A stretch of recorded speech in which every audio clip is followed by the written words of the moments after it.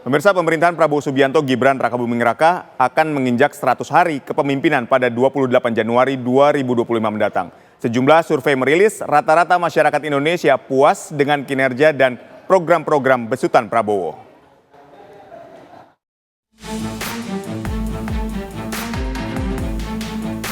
Jelang 3 bulan atau 100 hari pemerintahan Prabowo Gibran pada 28 Januari nanti, beberapa hasil survei salah satunya LSI DNIJA menunjukkan mayoritas besar masyarakat puas dengan kerja pemerintahan Prabowo Gibran.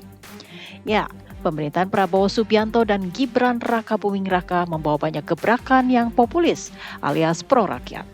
Contohnya saja makan bergizi gratis atau MBG yang sejak awal memang dicanangkan Prabowo untuk memperbaiki kualitas gizi anak-anak sekolah dan pemeriksaan kesehatan gratis saat berulang tahun. Hingga penghapusan piutang macet perbankan usaha mikro, kecil, dan menengah atau UMKM. Tak hanya itu, pada Februari 2025 mendatang, para guru dan aparatur sipil negara ASN dipastikan akan mendapatkan kenaikan gaji ataupun tunjangan. Ya, pertama kita melihat bahwa dengan metodologi yang kita gunakan itu ternyata ada 9 program yang dianggap positif oleh publik. Jadi 9 program itu ada yang positif oleh publik, kemudian ada 3 yang teratas negatif. Jadi 9 program itu mulai tadi makan bergizi gratis, kemudian juga ada swasembada pangan, kemudian juga ada rehabilitasi, ada itu 3 tertingginya. Prabowo mengatakan dalam kurun waktu tersebut, kabinetnya telah berhasil memberikan bukti kebijakan-kebijakan yang berpihak pada rakyat. Kebijakan kita adalah kebijakan-kebijakan yang berpihak kepada rakyat, berpihak kepada kepentingan negara. Swasembada pangan dan swasembada energi. Kita harus mampu memberi makan kepada seluruh rakyat Indonesia. Tidak lagi impor, dan saya terima kasih pada jajaran menteri-menteri yang telah melaporkan kepada saya tahun 2025 lagi, tahun 2025 ini kita tidak akan impor beras lagi, tidak akan impor jagung lagi, tidak akan impor garam lagi. Gebrakan lain dari Presiden Prabowo adalah soal pengungkapan kasus korupsi dan gratifikasi yang sempat mangkrak, termasuk menyingkap adanya kasus judi online yang menyeret pihak Komdiji.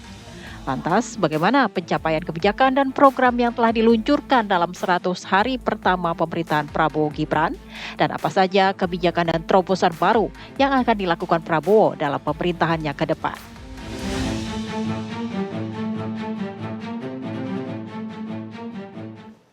Pemirsa, 100 hari pemerintahan Prabowo Gibran akan jatuh pada 28 Januari mendatang. Sejumlah gebrakan telah dilakukan Prabowo dalam kurun waktu tersebut, mulai dari penangkapan para koruptor dan dibongkarnya kasus korupsi dan gratifikasi yang mangkrak, pemberantasan judi online, pembatasan sejumlah anggaran di kementerian, hingga terobosan seperti periksa kesehatan gratis dan makan bergizi gratis untuk anak sekolah, ibu hamil, dan balita. Survei yang dilakukan oleh Lembaga Penelitian LSI dan LSN meneliti tingkat kepuasan masyarakat di 100 hari kinerja pemerintahan Prabowo Gibran. Hasilnya lebih dari 87% menjawab puas terhadap program-program yang diluncurkan Prabowo. Lantas apa kemudian langkah dan terobosan baru yang akan dilakukan Prabowo yang pro masyarakat? Untuk membahasnya telah bergabung bersama kami di studio sudah ada pakar politik di Universitas Indonesia Cecep Hidayat. Selamat petang Mas Cecep. Selamat sore. Ya, dan kami juga telah terhubung dengan politisi Gerindra Bang Dhanil Anzar Simanjuntak. Selamat sore Bang Dhanil. Selamat sore Mbak, Assalamualaikum. Waalaikumsalam warahmatullahi wabarakatuh. Bang Dhanil, langsung saja kami ingin mengetahui bagaimana pendapat Anda dengan hasil survei 100 hari kinerja Prabowo Gibran. Pertama, sejak awal Pak Prabowo menyampaikan bahwasannya beliau tidak punya target terkait dengan 100 hari karena tentu ukuran-ukuran terkait 100 hari, 200 hari itu kemudian berasal dari publik. Hal itu yang disampaikan beliau kemarin ketika sidang kabinet bahwasannya beliau hanya berusaha untuk melakukan hal-hal yang maksimal dan terbaik untuk rakyat tanpa harus dibatasi oleh rentang waktu tertentu. Tapi yang jelas ini kan dibutuhkan oleh publik sebagai indikator, sebutlah begitu, untuk mengukur kinerja pemerintahan Pak Prabowo. Yang kedua, tentu Pak Prabowo ingin fokus pada upaya-upaya yang sudah direncanakan. Meskipun misalnya ada kritik dari publik, maka harus diperbaiki. Meskipun ada pujian dari publik, maka harus dimaksimalkan. Itu esensi yang ingin dilakukan oleh Pak Prabowo. Yang ketiga, Mbak, beliau sempat juga kemarin disampaikan dalam sidang kabinet ingin memulai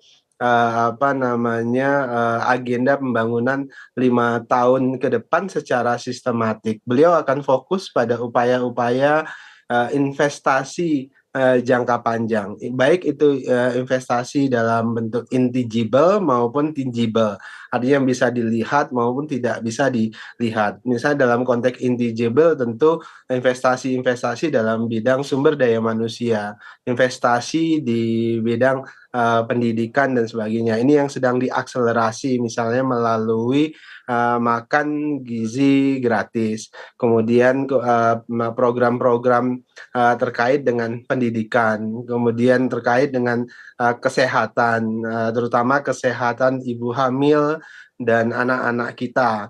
Kemudian juga Pak Prabowo fokus pada program-program tangible, program-program yang bisa dirasakan secara langsung, misalnya pembangunan ekonomi.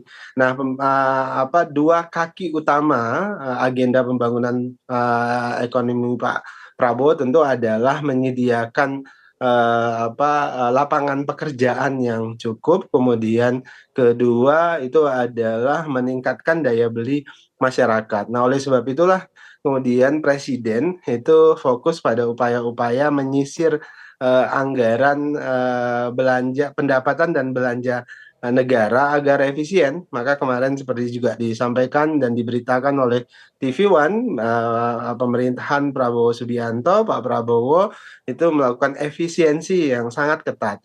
Pak Prabowo bahkan secara langsung menelusuri secara detail anggaran-anggaran yang ada di APBN sehingga bisa melakukan efisiensi hampir 300 triliun yang itu bisa kemudian dialokasikan untuk program-program yang produktif, baik tadi yang saya sebutkan program-program yang tangible maupun intangible. Kira-kira begitu, Mbak. Baik, saya ingin ke Mas Cecep. Mas Cecep, ketika kita melihat survei kepuasan terhadap 100 hari kinerja dari pemerintahan Prabowo Subianto, Gibran Rakabuming Raka ini, Anda melihat kenapa angkanya begitu tinggi dibandingkan dengan 100 harinya Pak Jokowi dan 100 harinya Pak SBY? Oke, jadi terima kasih Mas Adit ya dan juga Mbak Windy. Kalau kita cermati ya dari hasil 2 lembaga survei atau 3 ya, lebih dari 2 ya, itu ternyata angka tingkat kepuasan terhadap pemerintahan Prabowo Gibran di 100 hari pertama relatif tinggi. Ini dapat dimaknai beberapa hal. Pertama gini, kalau kita perhatikan ya dari PHTC ya, atau program hasil terbaik cepat atau quick win sebelumnya, itu menyasar banyak beberapa program-program ini menyasar basic needs ya, kebutuhan dasar dari masyarakat. Ya, masalah kesehatan, masalah makanan, masalah pendidikan, itu semua disasar. Ya turunnya tadi ya, makan bergizi gratis, kemudian pemeriksaan kesehatan gratis dan seterusnya.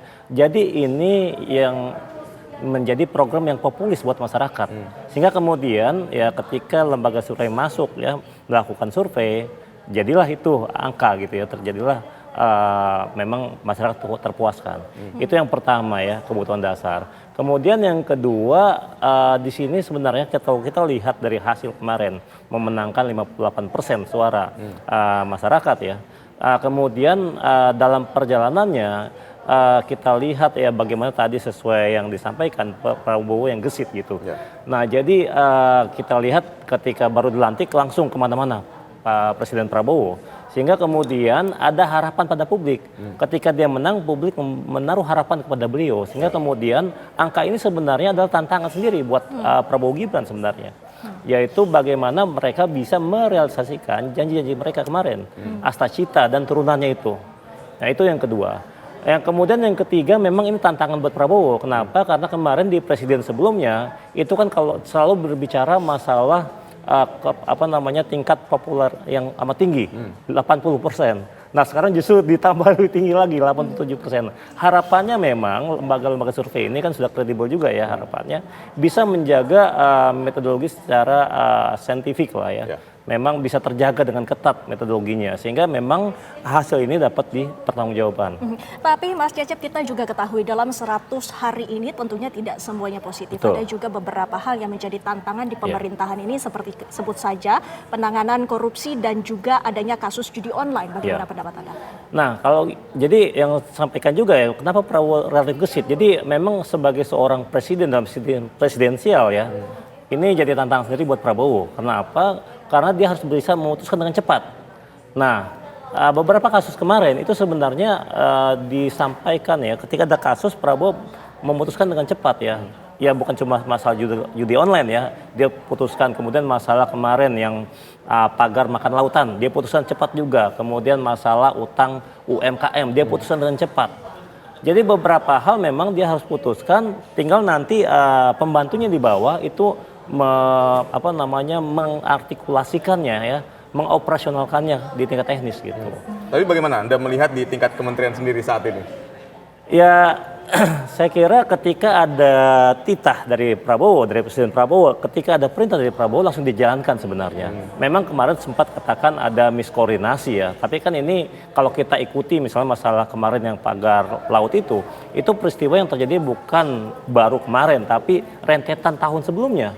Dan ini ya ternyata ketika ada persoalan, ada kemudian muncul statement dari dua pimpinan tertinggi misalnya dari kementerian ya, jadi terkesan ada miskoordinasi. Tapi ketika kemudian Presiden Prabowo memberikan perintah, langsung diaksi, langsung dikerjakan. Di sini terlihat bagaimana Prabowo menjadi sosok yang pemimpin yang punya visi yang baik, strong leadership ya, pemimpin yang relatif kuat di mata bawahannya gitu.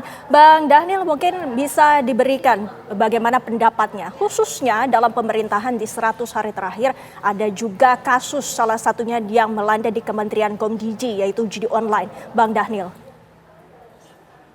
Ya, ini kan kasus yang belum terselesaikan sejak periode sebelumnya, dan ini menjadi komitmen Presiden Prabowo untuk dituntaskan sesegera mungkin. Dan alhamdulillah kan proses itu sedang berlangsung dan progresnya jauh lebih baik. Nah, tentu Pak Prabowo memberikan atensi yang luar biasa terkait dengan kasus judi online ini. Makanya Menteri Komdiji bekerja lebih akseleratif untuk memastikan judi online ini bisa dituntaskan segera mungkin. Meskipun tentu tidak mudah, dan Pak Prabowo sudah mengamanatkan sejak awal agar judi online ini segera dituntaskan karena punya dampak yang sangat sistematik terhadap masyarakat kita di bawah, terutama rakyat-rakyat kecil, dan itu menjadi perhatian Pak Prabowo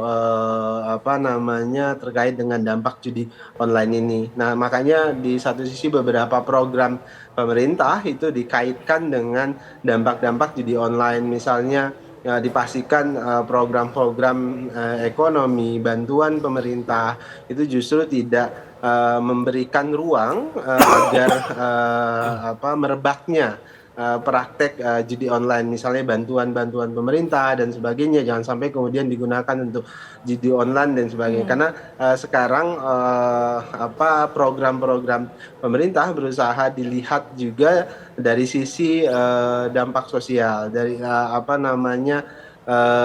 apakah ini akan memberikan dampak tertentu. Nah, itu sedang dikaji terus-menerus oleh pemerintahan Pak Prabowo pada hari ini. Baik, Bang Daniel, yang menarik adalah dari kemarin kita menyaksikan ya bahwa komisi di DPR ini kan memanggil sejumlah menteri, katakanlah ada Menteri KKP di situ, kemudian ada Menteri Mendikti Saintek di situ. Nah, ini nanti saya ingin mendengar ya bagaimana catatannya terhadap hubungan Presiden dengan para menterinya. Tapi usai jeda dibahasnya, tetaplah bersama kami.